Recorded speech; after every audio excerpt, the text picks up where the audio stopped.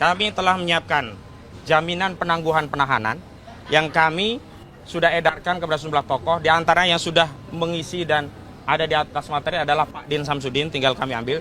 Tetapi nanti sejumlah tokoh dan aktivis yang datang di sini semuanya sudah kami berikan informasi untuk bisa membersamai perjuangan ini dengan cara membubuhkan tanda tangan dan mengisi identitas untuk memberikan penangguhan, jaminan terhadap proses penangguhan. Saya sampaikan kepada Saudara Joko Widodo, Saudara Joko Widodo, puas sekarang saudara melihat anak bangsa, warga negara Anda hari ini dijemput secara paksa. Apakah Anda cukup puas dengan peristiwa hari ini?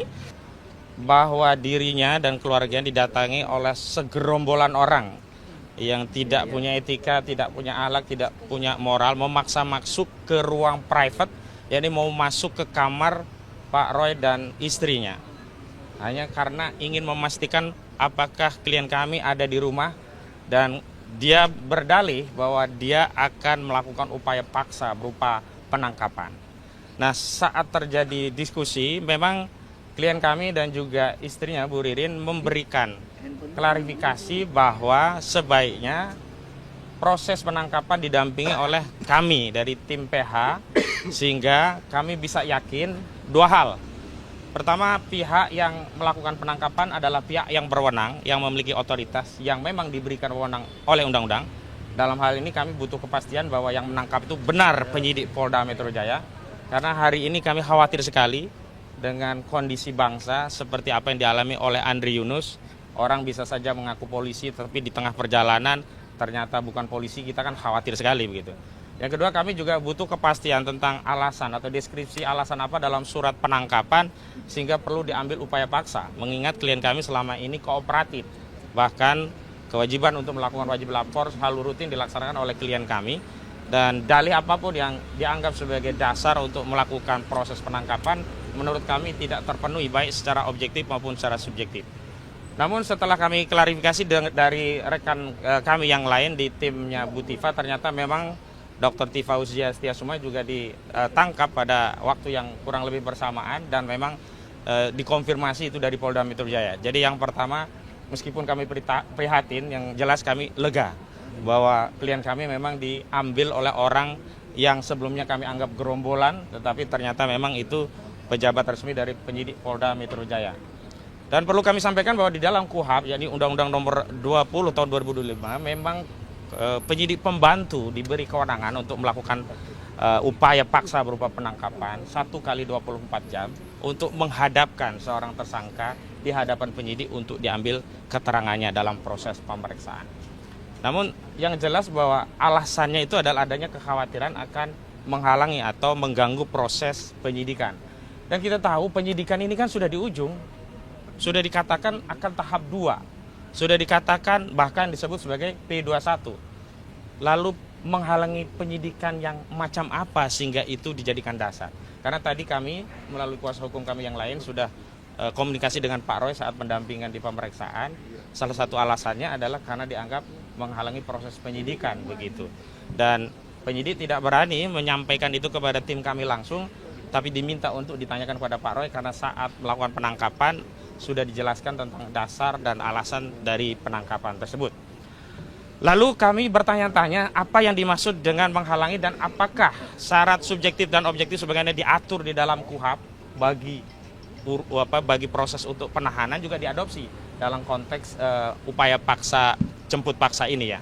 Karena ada upaya hukum yang sifatnya paksaan, yang pertama penangkapan, yang kedua penahanan. Dalam konteks penahanan memang ada objektivitas dari pasal yang dikenakan itu memenuhi, karena klien kami ini dipaksakan ditetapkan tersangka dengan ketentuan pasal 32 dan 35 Undang-Undang Informasi dan Transaksi Elektronik yang ancaman pidananya maksimum 12 tahun penjara. Artinya secara objektif memang kemudian terlepas kita beda pendapat tentang apakah unsurnya terpenuhi atau tidak, penyidik berwenang. Tetapi secara subjektif ketika penyidik tidak melakukan penahanan pada saat pasca ditetapkan tersangka, itu mengkonfirmasi secara objektif memang kasus ini tidak layak untuk ditahan, dan itu mengkonfirmasi memang tersangka klien kami itu selalu kooperatif melakukan proses dalam penyidikan. Terbukti pula pada tahapan lanjutan setelah jadi tersangka, klien kami tetap dipanggil dan tetap menghadiri pemeriksaan, baik pemeriksaan awal menjadi tersangka, baik termasuk juga pemeriksaan tambahan saat menjadi tersangka, Bahkan saat klien kami diperiksa untuk diklarifikasi sehubungan adanya laporan perkara lain dan juga prosesnya di Polda Metro Jaya. Artinya tidak ada satupun alasan objektif yang bisa dijadikan pembenar bagi penyidik Polda Metro Jaya untuk melakukan upaya paksa, apalagi dilakukan tanpa didampingi oleh penasihat hukum. Dan dalam Undang-Undang Advokat sudah ditegaskan bahwa advokat adalah penegak hukum setara dengan penegak hukum lainnya. Ada unsur caturwangsa dalam penegakan hukum. Ada penyidik, ada jaksa, ada hakim, dan ada advokat. Tentu dalam konteks untuk menjalankan tugas dan fungsinya masing-masing. Penyidik menyidik, jaksa menuntut, hakim memutus, advokat menjadi pembela. Dan dalam konteks pembelaan, advokat ini berbeda dengan hakim, dengan polisi, dengan jaksa. Kalau hakim hanya mengadili perkara di persidangan, jaksa pun hanya saat penyidikan sampai persidangan dan juga sampai nanti eksekusi. Polisi hanya dalam penyidikan, tapi seorang advokat itu memang diberi keleluasaan untuk mendampingi kliennya bahkan sejak belum jadi perkara, menjadi perkara, baik dilaporkan ataupun untuk melaporkan, di persidangan, bahkan saat eksekusi, dan bahkan untuk memanggil upaya hukum, apakah banding, kasasi, bahkan untuk mengajukan gerasi, amnesti, dan abolisi. Jadi hari ini kami merasa dikesampingkan profesi kami sebagai advokat, dikerdilkan. Jadi seolah-olah ada ego sektoral dalam upaya penegakan hukum di negeri ini, seolah-olah yang paling powerful, yang punya kewenangan, dan mengabaikan aparat penegak hukum lainnya, yakni institusi advokat sebagai satu bagian dari caturwangsa penegakan hukum, meskipun organnya bukan organ negara di luar APBN, tidak dibiayai oleh APBN negara, tapi advokat jelas sebagai bagian dari fungsi penegakan hukum, dan ini diabaikan. Sebenarnya kalau targetnya adalah untuk menghadirkan klien kami untuk diambil keterangannya dalam proses penyidikan, mudah sekali, ada dua mekanisme. Mekanisme pertama bisa menghubungi lewat kami, mekanisme kedua bisa mengajukan surat panggilan langsung. Dan kami sudah membuat agenda rapat untuk menyiapkan bagaimana kalau panggilan itu dilayangkan oleh penyidik sehubungan dengan akan ada tahap 2, sehingga kami bisa menghadirkan tersangka pada proses tersebut. Tapi alih-alih kami mendapatkan surat panggilan dari penyidik, justru penyidik hari ini mempertontonkan, menelanjangi diri. Tentang apa? Tentang motif penegakan hukum ini bukan lagi untuk menegakkan kebenaran dan keadilan, tapi saya tegaskan motif dari penangkapan Roy Suryo ini adalah motif untuk melayani kepentingan pelapor, yakni saudara Joko Widodo. Karena berapa kali, banyak sekali ya, kubu Joko Widodo selalu meminta untuk melakukan penahanan, selalu minta untuk melakukan penangkapan. Tapi mereka bungkam saat Sylvester Matutina yang sudah jelas-jelas inkrah tidak dituntut untuk ditangkap dan ditahan. Dan aparat penegak hukum di negeri ini pura-pura buta dan pura-pura tuli, tidak melihat ketidakadilan ini secara telanjang dipertontonkan kepada publik, manakala ada seseorang yang sudah inkrah, sudah pasti bersalah, sudah tidak ada upaya hukum, disandingkan dengan orang yang baru tersangka, yang masih punya hak presumption of innocence, hak praduga tidak bersalah, justru diperlakukan seperti seorang penjahat, sementara yang sudah inkrah tidak diperlakukan sebagaimana mestinya. Lalu kemana rakyat akan mencari keadilan kalau aparat penegak hukum justru mempertontonkan proses dan prosedur penegakan hukum gaya suka-suka penyidik. Saya bisa katakan ini gaya suka-suka penyidik, karena apa? Ada upaya lain yang lebih soft, yang lebih humanis, yakni dengan melakukan pemanggilan tidak ditempuh. Justru memamerkan kewenangannya. Sekarang saya ingatkan sekali lagi, penangkapan termasuk penahanan bukan hak penyidik, bukan kewajiban penyidik, tetapi wewenang yang diberikan oleh undang-undang bagi aparat penegak hukum sehubungan untuk menegakkan hukum untuk tujuan keadilan dan kebenaran. Artinya apa? Tidak ada kewajiban bagi penyidik untuk menahan atau menangkap. Dan tidak bisa juga penyidik berdalih, ini hak kami untuk menangkap. Tidak, yang benar adalah wewenang. Dan karena ini wewenang, penggunaan wewenang itu dibatasi oleh undang-undang. Tidak boleh menggunakan wewenang secara sewenang-wenang. Ini yang disebut sebagai abuse of power. Dan kami tegaskan penangkapan Roy Suryo Noto di Projo ini adalah abuse of power karena ada mekanisme penggunaan wewenang atau power yang lain melalui upaya pemanggilan, tetapi itu tidak dilakukan oleh penyidik. Penyidik bypass langsung melakukan upaya paksa dengan melakukan penangkapan. Lalu kalau undang-undang yang baru diubah yang oleh DPR ini dinarasikan akan memberikan keadilan, akan memberikan kepastian, lebih humanis, tapi praktiknya brutal, praktiknya tidak bermoral, bahkan mau masuk ke ruang privasi Pak Roy. Bagaimanapun Pak Roy itu pernah mantan menteri, atau kalaupun dia warga negara yang biasa, tetap saja kamar itu adalah privasi yang tidak boleh dimasuki oleh aparat penegak hukum dengan dalih melakukan tindakan penegakan hukum, dalam hal ini penangkapan, kecuali tertangkap tangan melakukan kejahatan. Ya, tertangkap tangan Pak Roy LGBT misalnya. Ini bukan kejahatan. Ada upaya hukum yang bisa menggunakan sejumlah wewenang. Kenapa penyidik tidak menggunakan kewenangan untuk memanggil, tapi langsung bypass menggunakan kewenangan untuk melakukan penangkapan. Dan ini menjadi konfirmasi bahwa memang benar hukum itu hari ini sedang ada pada narasi atensi dan intensi. Atensi dari Solo, Saudara Joko Widodo, intensinya ya untuk menekan Pak Roy dan yang lainnya termasuk Bu Tifa agar mereka melemah, agar mengambil pilihan berkhianat kepada rakyat sebagaimana yang sudah ditempuh oleh 3 orang pengkhianat sebelumnya.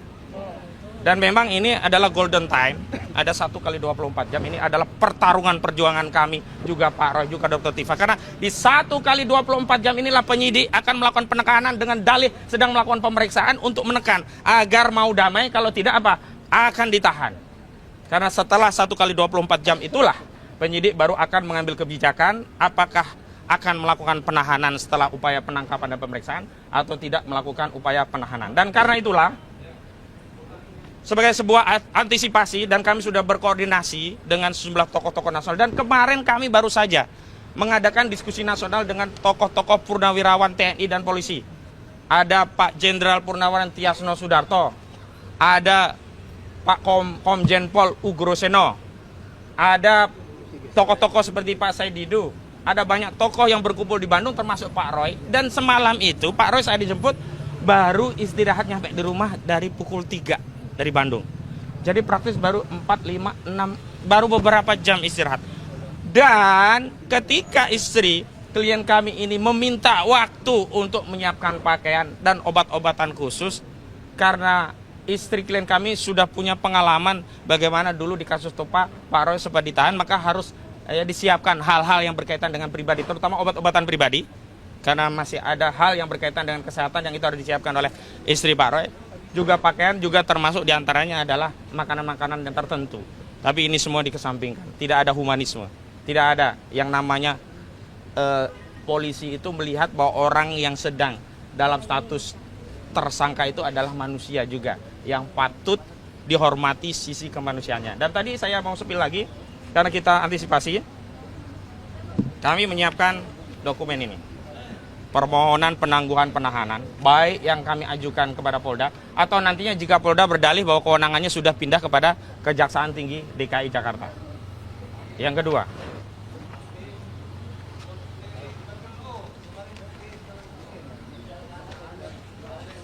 kami telah menyiapkan jaminan penangguhan penahanan yang kami sudah edarkan kepada sejumlah tokoh, diantaranya yang sudah mengisi dan ada di atas materi adalah Pak Din Samsudin, tinggal kami ambil. Tetapi nanti sejumlah tokoh dan aktivis yang datang di sini semuanya sudah kami berikan informasi untuk bisa membersamai perjuangan ini dengan cara membubuhkan tanda tangan dan mengisi identitas untuk memberikan penangguhan, jaminan terhadap proses penangguhan.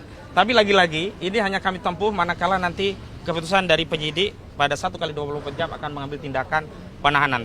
Sekali lagi, kalau tindakan penahanan itu diambil, maka lagi-lagi saya konfirmasi hukum di negeri ini memang sudah tidak lagi tunduk pada norma dan aturan, tetapi tunduk pada atensi. Dan atensi politik Saudara Joko Widodo, saya sampaikan kepada Saudara Joko Widodo, Saudara Joko Widodo puas sekarang saudara melihat anak bangsa, warga negara Anda hari ini dijemput secara paksa. Apakah Anda cukup puas dengan peristiwa hari ini? Atau Anda justru kurang puas, ingin Roy Suryo dan kawan-kawan ini ditahan semuanya? Wahai kubu Jokowi, termul-termul, puas kalian mendengar kabar penangkapan ini? Ini hukum yang kalian pamerkan sebagai penegakan keadilan. Lalu mereka berkata kalau tidak ditahan nanti katanya akan hadir di TV ini, TV itu. Hadir di TV itu hak konstitusional dan menghargai undangan televisi. Dan yang disampaikan itu adalah pendapat, bukan mengulangi perbuatan. Kalau esensinya dia tidak bisa melawan pendapat, tidak kuat melawan argumentasi, berarti persoalannya bukan adanya kejahatan yang dilakukan berulang, tetapi tidak adanya kemampuan untuk melawan argumentasi para Yusril di ruang publik yang menyebabkan mereka mengambil upaya represi. Jadi saya mau katakan nanti kalau kasus ini ditahan, saya sampaikan kepada seluruh rakyat, Saudara Joko Widodo keliling itu dengan membawa noktah. Karena apa? Kalau sampai ditahan berarti Saudara Joko Widodo itu adalah orang yang sedang mengkampanyekan sebuah partai yang dipimpin anaknya, saya sebut PSI, tapi pada saat yang bersamaan dia zalim kepada rakyatnya yang 10 tahun pernah dipimpin.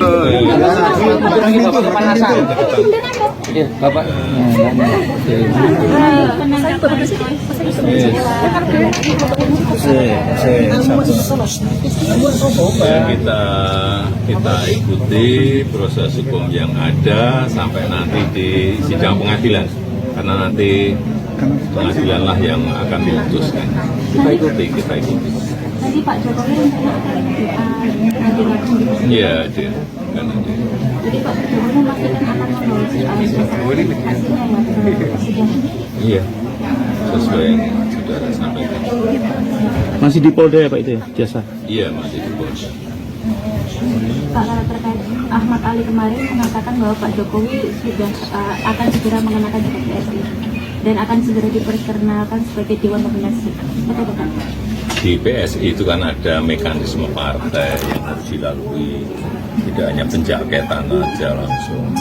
Yang paling penting undangan yang saya terima dari masyarakat, dari PSI nanti akan saya hadiri semuanya. Artinya untuk menghadiri undangan PSI itu sebagai apa Pak? Apa? Pak Jokowi. Sebagai pemimpin, apakah sebagai Dewan Pembina? Ya, sebagai apa? Sebagai motivator.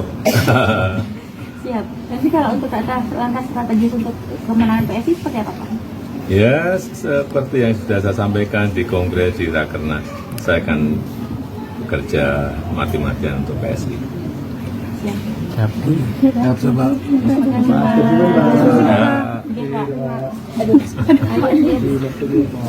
Subscribe, share, like, and comment.